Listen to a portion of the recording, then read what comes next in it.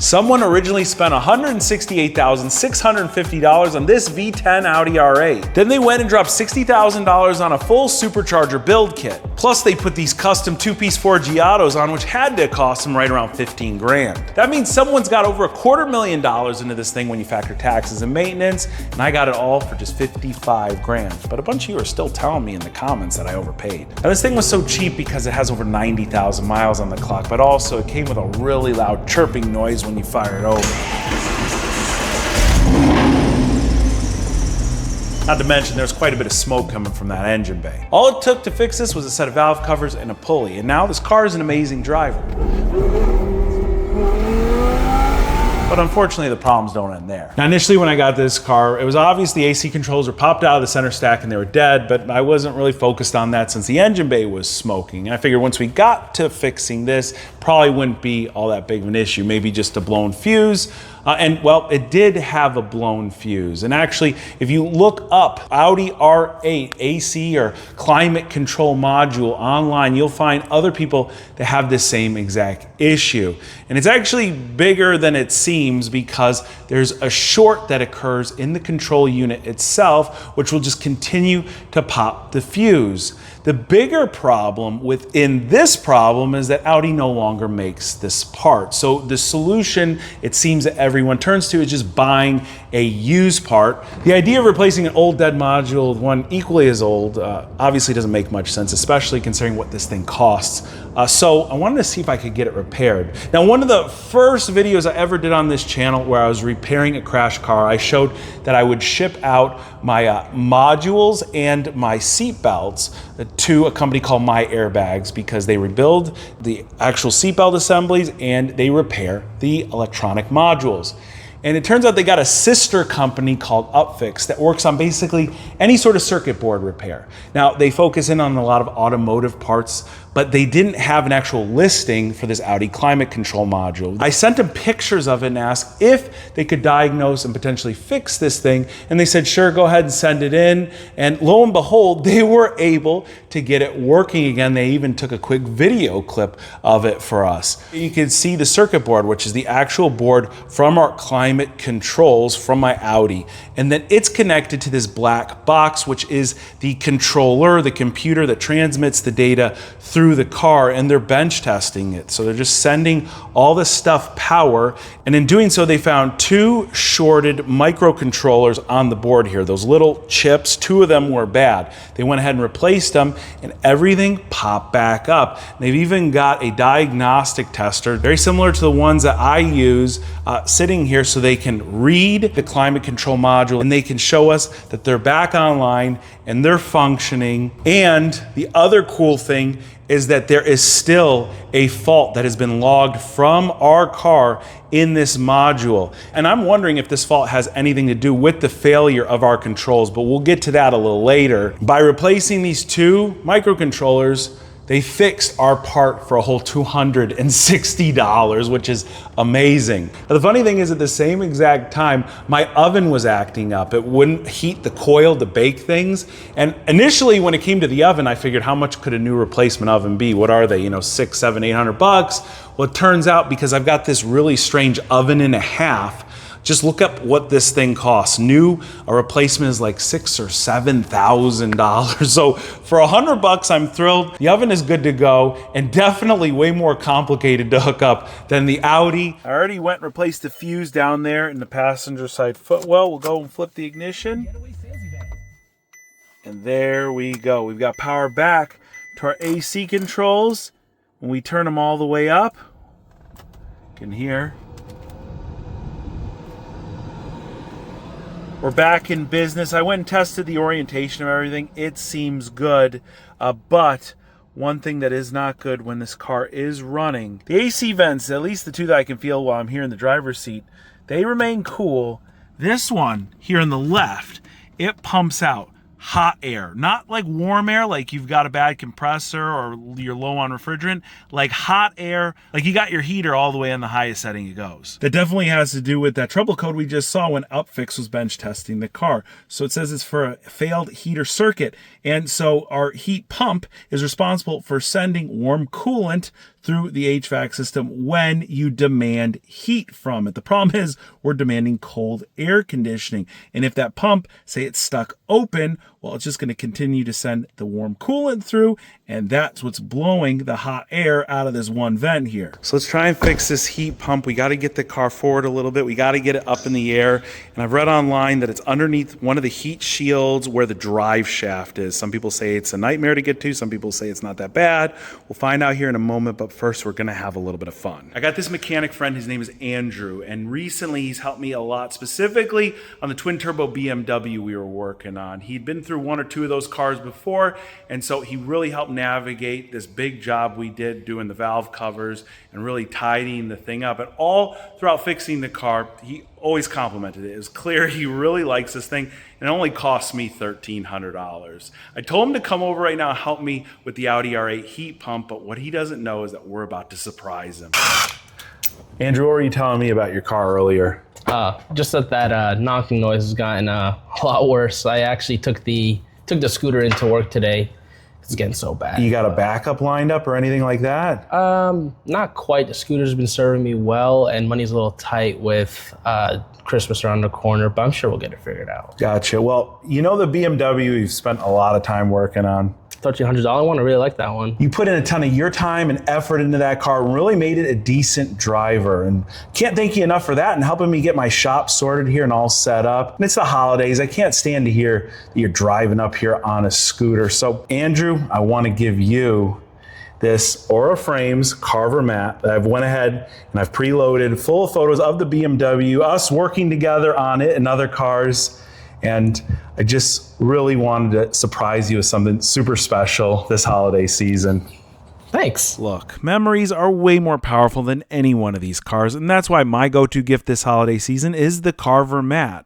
This high-resolution 10-inch digital picture frame has a beautiful paper-like matted border. It sets up in just a minute. It makes it easy to share your fondest moments from anywhere, and you never have to worry about running out of space because with the free Aura app, you can upload unlimited photos and videos which sync with the Carver without any wires or any fuss, and no subscriptions are necessary. This is one of those gifts that can really be enjoyed by everyone since it's so simple to set up and use, and it even comes in its own gift box. My wife and I are constantly uploading photos to ours, and I've even added my mom to the app so we can make it one central place for us all to share our family memories. And right now you can get $35 off your very own Carver mat picture frame, or maybe you want to give one as a gift. All you got to do is visit auraframes.com and use promo code SamCrack at checkout. This is an exclusive deal to my viewers, and it does help the channel out when you use that promo code SamCrack at checkout over at auraframes.com, or you can just hit that link in the description box. Make the best memories this holiday season with Aura Frames. We're gonna wanna look for wherever this heat pump is. I read online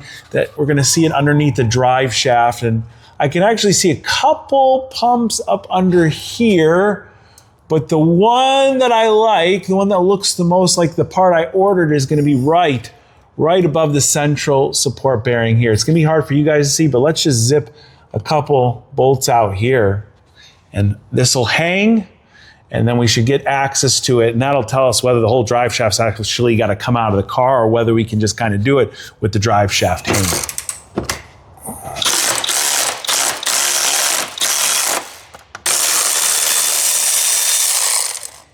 All right, let's see how much room we get out of this thing. We don't want to pinch our coolant hoses here. We'll just kind of pull them off. This thing seems fastened to the frame with just this one nut here, so we'll get this out of the way and see how low it hangs, and that'll decide whether we got to take this drive shaft down or not. I'm thinking this is going to work because I broke out the remote hose clamp pliers. I love these things. All right, we're just going to put the hook around it, close it up a little bit. Boom, squeeze it. Now, can we move this back without losing my fingers? Is that possible? I don't know. Oh, come on. Oh, yeah, there, it's broken. Oh, I'm feeling a little moisture. We should probably get a catch basin. Why would we do that? And then we're gonna release it back here. So I'm just gonna press this button. Boom.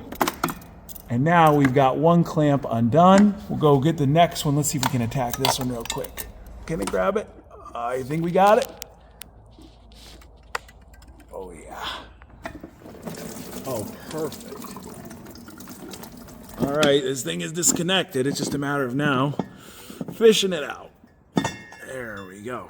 So, this is the heater control valve, and you can see this is the OEM part. So what I'd imagine has failed here is one of these solenoids is stuck in the wrong position. It's no longer actuating. That's why we're getting that trouble code, but also it's allowing that warm coolant to continue cycling in the wrong area, and it's sending that hot air through the AC vents. Supposedly it's not just a problem on the Audi R8. This thing dies in every car it's ever been used in, which is supposedly a lot of different cars dating back to some older Fords.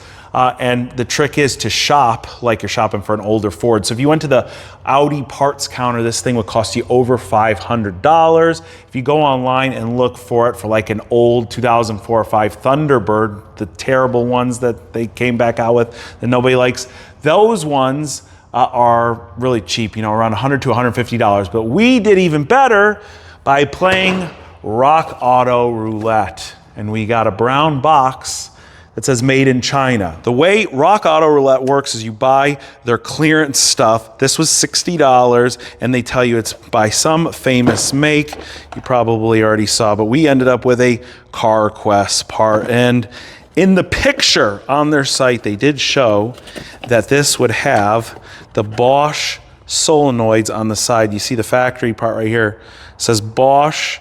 And a lot of the aftermarket ones, well, they're the same exact part, and they use these Bosch solenoids, but those even usually cost $200 to $300. And unfortunately, ours do not say Bosch. But hey, for $60, we'll give it a shot. It's not that hard of a part to swap out. And you know, I usually have pretty good luck with stuff from the auto parts store. A lot of people will tell me in the comments that they're junk out of the box and stuff like that, but I do think that most of the major auto parts places do have to have some sort of standard before they'll sell you something. All right, we're up in, and now we just gotta basically hook everything back up in reverse. What are we gonna do about this? What are we gonna do about it? We got a problem, and it's not actually with the car this time. It's with the fact that coolant can never be bought anymore in the concentrate. I just went to the auto parts store while we were waiting for this to hold, and it's held a beautiful vacuum, and all they have is the darn 50-50 diluted premix. And I don't know, over the last few years, it seems that they've almost phased out this concentrate, at least on the store shelves. You can go online and order it, and that's exactly what I did. I told them, go ahead and order me a couple gallons of the pink concentrate. It's literally $2 more to get 50% more coolant in a bottle. Do not buy 50-50 coolant mix. I don't care how hard it is for you. We're gonna move on to something else that's really quick and easy that I gotta take care of on this thing, and that's the fact that the suspension, well, it's another thing that kind of annoys me, but we won't get into it. It's the same suspension that I actually have on my V8 Audi R8. And the reason why it's so popular on these cars is because it's an inexpensive upgrade. Each one of these shocks from the dealership costs something along the lines of, I don't know, $1,500 to $2,000 maybe nowadays, because they're mag ride shocks. Very, very pricey. So if you go to the dealer with a leaky mag ride shock, they want to do them in pairs, you're talking about a $5,000 bill usually just for 2 of the things. And so everyone gets these really inexpensive coilovers. It's like $1,500 for a set. That's what this car has. And when I'm driving it, I can feel it. They're turned all the way up to the max. I've already went and adjusted the rears because you can kind of just reach up in the rear wheel well. These front ones, they're hidden underneath the shroud here. So I've just lifted it up. I don't want to have to take all this down if I don't have to, but if I just kind of look in here, you can see a button, we could click it, and basically these have 30 clicks of movement to them. So I'm just gonna move them all the way to one side, and then I'm gonna move them back 15 clicks.